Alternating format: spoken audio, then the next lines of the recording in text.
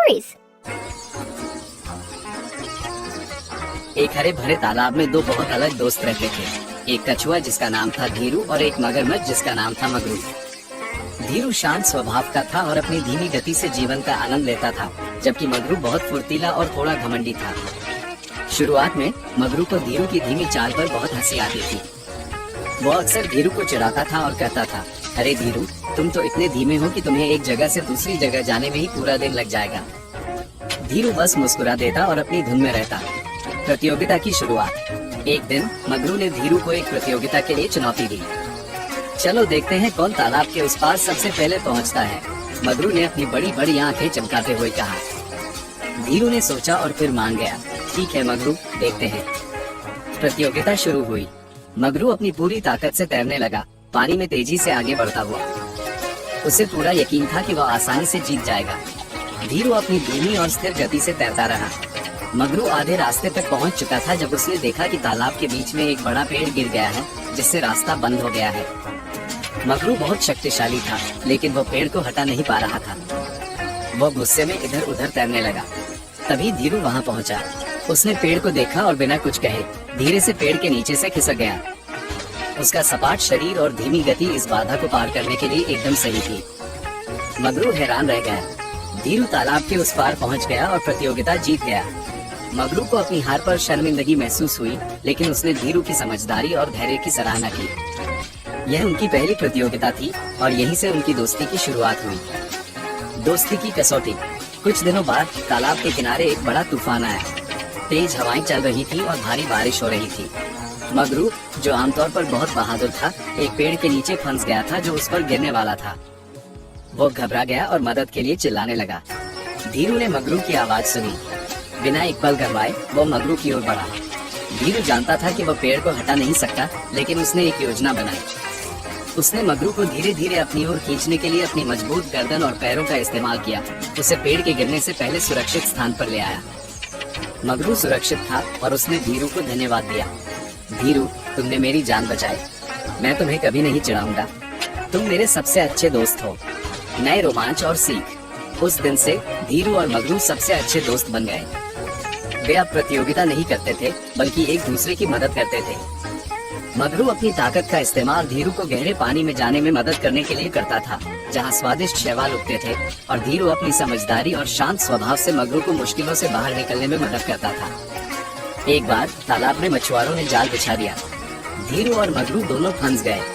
मगरू अपनी ताकत से जाल तोड़ने की कोशिश कर रहा था, लेकिन वह सफल नहीं हो पा रहा था। धीरू ने मगरू से शांत रहने को कहा। धीरू ने अपने छोटे नुकीले पंजों का इस्तेमाल करके धीरे धीरे जाल के धागों को काटना शुरू किया। यह एक धीमा काम था, लेकिन धीरू धैर्यवान था। कुछ देर बाद उसने जाल में एक छोटा सा छेद बना दिया। मगरू ने धीरू की ओर देखा और समझा कि क्या करना है। उसने अपनी ताकत का इस्तेमाल करके उस छेद को बड़ा किया और दोनों दोस्त जाल से बाहर निकल गए। अजनबी की मदद और दोस्ती का प्रसार। एक धूप वाले दिन धीरू और मगरू तालाब के किनारे धूप सेक रहे थे। तभी उन्होंने देखा कि एक छोटा सा पक्षी, जिसका पंख टूट गया था, तड़प रहा था। मगरू अपनी बड़ी बड़ी आंखों से उसे देख रहा था, समझ नहीं पा रहा था कि क्या करे। धीरू ने धीरे से कहा, मगरू, हमें उसकी मदद करनी चाहिए। धीरू अपनी कछुआ चाल से पक्षी के पास गया और उसे ध्यान से देखा। उसे पता चला कि पक्षी को आराम की जरूरत है और उसे कहीं सुरक्षित जगह ले जाना होगा। मगरू ने तुरंत अपनी पीठ की पेशकश की। धीरू, पक्षी को मेरी पीठ पर बिठाओ। मैं उसे पास की झाड़ियों के नीचे ले जाता हूँ, जहाँ वो सुरक्षित रहेगा। धीरू ने धीरे से पक्षी को मगरू की पीठ पर रखा और मगरू धीरे धीरे उसे सुरक्षित स्थान पर ले गया। उन्होंने उसकी देखभाल की जब तक वो ठीक नहीं हो गया और उड़ने के लिए तैयार नहीं हो गया। नई चुनौती, सूखे का सामना। एक बार तालाब में सूखा पड़ने लगा। पानी का स्तर तेजी से नीचे गिर रहा था और तालाब के जानवर परेशान थे। मगरू, जो हमेशा पानी में रहने का आदी था, बेचैन हो गया। उसने कहा, धीरू, अगर पानी सूख गया तो हम क्या करेंगे? धीरू ने चारों ओर देखा और एक उपाय सोचा।